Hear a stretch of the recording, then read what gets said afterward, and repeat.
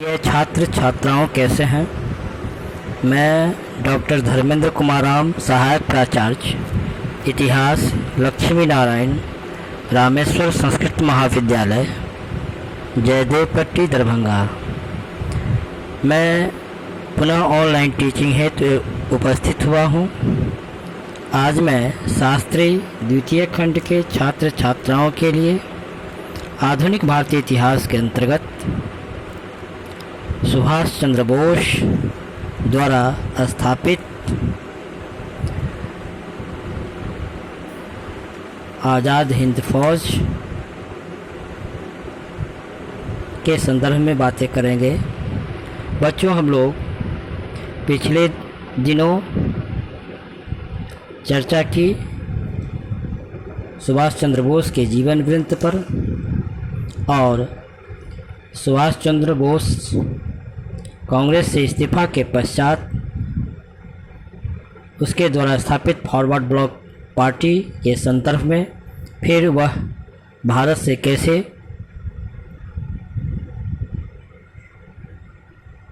काबुल, फिर रूस और जर्मनी पहुँचे, और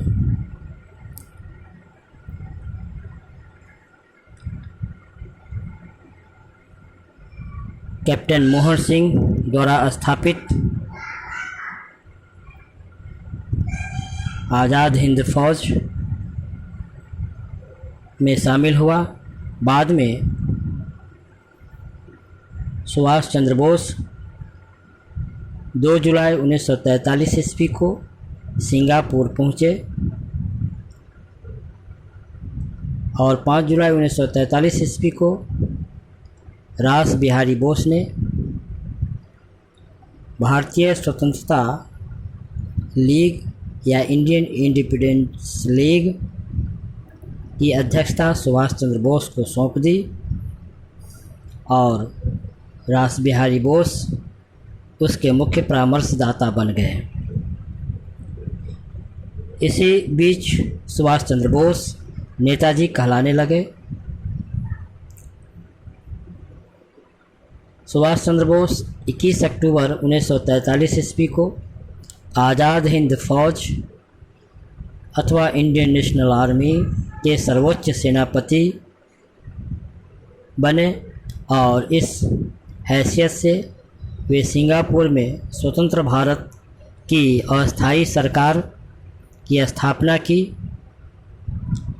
यहीं उन्होंने दिल्ली चलो और तुम मुझे खून दो, मैं तुम्हें आज़ादी दूंगा, यह सुभाष चंद्र बोस का प्रमुख नारा था। इसी दौरान दिए सुभाष चंद्र बोस ने इस अस्थायी सरकार के प्रधानमंत्री और मुख्य सेनापति बने।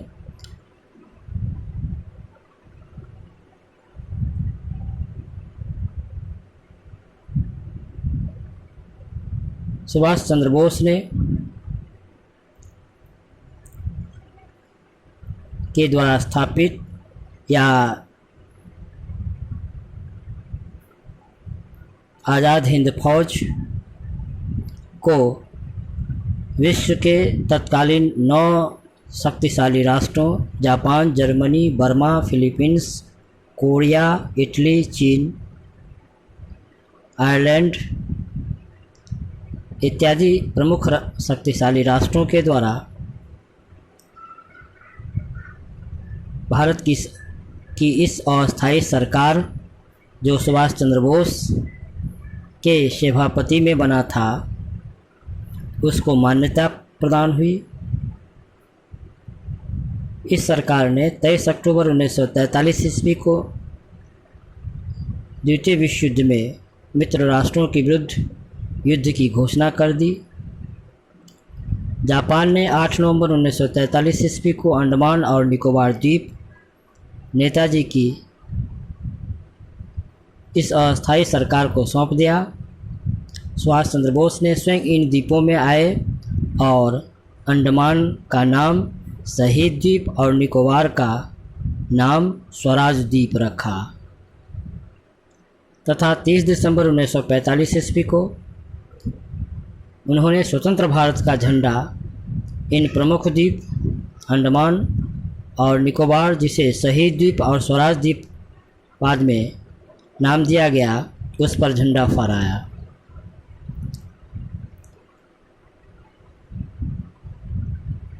आज़ाद हिंद फौज ने 1944 ईस्वी को अंग्रेज़ों पर आक्रमण करते हुए रामू, कोहिमा, पटेल, तिहिम इत्यादि भारतीय प्रदेशों को अंग्रेज़ों से मुक्त करा लिया और 22 सितंबर 1940 ईस्वी को सुभाष चंद्र बोस ने शहीदी दिवस मनाया। आज़ाद हिंद फौज की सेना असम के कोहिमा तक पहुंची और वहां भारत का तिरंगा झंडा फहराया गया। लेकिन इसी दौरान अगस्त 1945 ईस्वी में सुभाष चंद्र बोस बैंकॉक से टोक्यो जा रहे थे तो फॉर्मोसा द्वीप के पास विमान में आग लगने के कारण सुभाष चंद्र बोस की 18 अगस्त 1945 ईस्वी को मृत्यु हो गई। तो इस प्रकार सुभाष चंद्र बोस ने आज़ाद हिंद फौज को अपने कमान में लेते हुए, अपना नेतृत्व प्रदान करते हुए अंग्रेजी सेना से लोहा लिया और वे देश की आज़ादी के लिए शहीद हो गए। तो बच्चों, आज हम लोग सुभाष चंद्र बोस और कैप्टन मोहन सिंह द्वारा स्थापित आज़ाद हिंद फौज, जो बाद में सुभाष चंद्र बोस उस आज़ाद हिंद फौज का एक प्रमुख हिस्सा बनता है, अर्थात आज़ाद हिंद फौज के वे सर्वोच्च सेनापति बनते हैं, या यूँ कहें कि सुभाष चंद्र बोस के नेतृत्व में आज़ाद हिंद फौज आती है और आज़ाद हिंद फौज काम करती है भारत की आज़ादी के लिए। तो बच्चों, आज हम लोग सुभाष चंद्र बोस और आज़ाद हिंद फौज के संदर्भ में चर्चा किए। धन्यवाद।